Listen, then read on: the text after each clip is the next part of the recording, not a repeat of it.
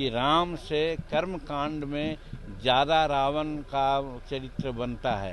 राम कभी गुर्बत में होते थे तो इनके लिए अलौकिक कुछ सेवाएं आती थी और रावण के लिए कुछ नहीं आता था। लेकिन कर्म के आधार पर हम मानते हैं कि राम से ज़्यादा रावण कर्मकांडी है। रामायण ठीक है, लेकिन रामायण में बहुत सी ऐसी बातें हैं जो ठीक नहीं है, उसको निकालना चाहिए। भला जिस व्यक्ति के नाम में ही राम लगा हो, वो अगर भगवान राम को कम आके तो ये विवादित बयान नहीं तो और क्या है।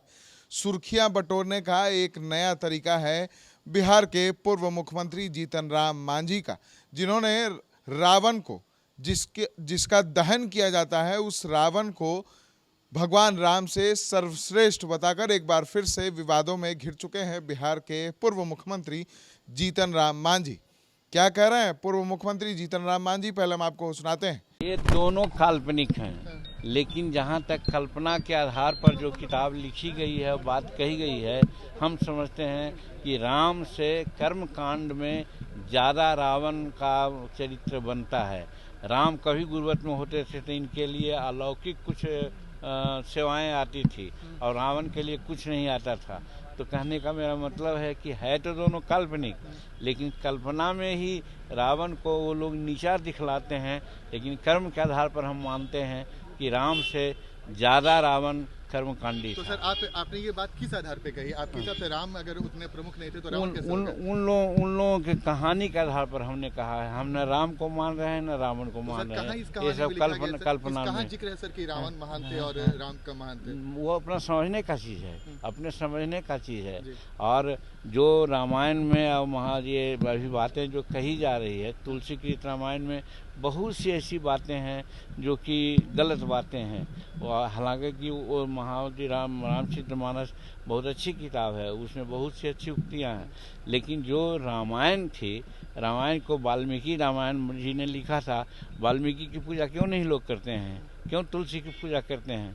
ये सब इधर आकर के जो मनुवादी व्यवस्था वाले लोग हैं, वो विभेद कर दिया है और विभेद करने के बाद वो सुपरमेसी शो किया है।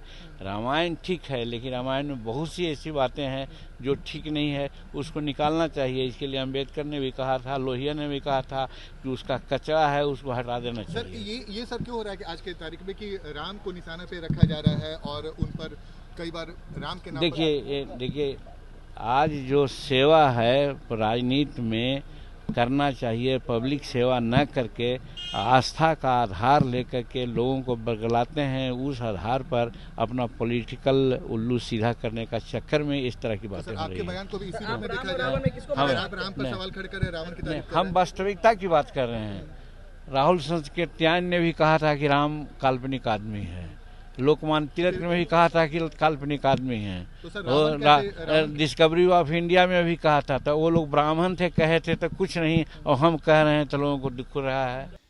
सीधे तौर पर जीतन राम मांझी ने कहा कि रामायण ही पूरी तरह से काल्पनिक है, लेकिन अगर रामायण की बात करें तो रावण जो है वो भगवान राम से ज़्यादा सर्वश्रेष्ठ है, क्योंकि रावण के पास कोई भी अलौकिक शक्ति नहीं आती थी। अगर भगवान राम के साथ कुछ होता था तो उनके साथ कई शक्तियां थी जो उनका काम कर देती थी, लेकिन रावण के पास ऐसा कुछ भी नहीं था। इसी वजह से रावण बड़ा है। तो कहीं ना कहीं जीतन राम मांझी, जिनके नाम में ही राम है, वो ही अब राम को कम आंक रहे हैं।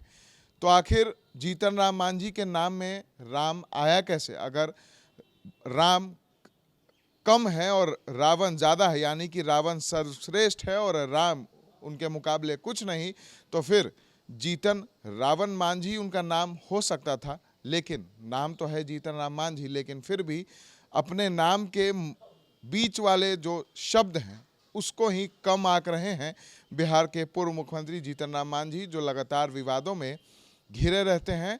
और कहीं ना कहीं पहले भी उन्होंने सत्यनारायण भगवान की पूजा पर भी सवाल खड़े किए थे और एक बार फिर से रामायण के विवाद में जीतन राम मांझी भी कूद पड़े और राम को ही कम बता दिया, रावण को सर्वश्रेष्ठ।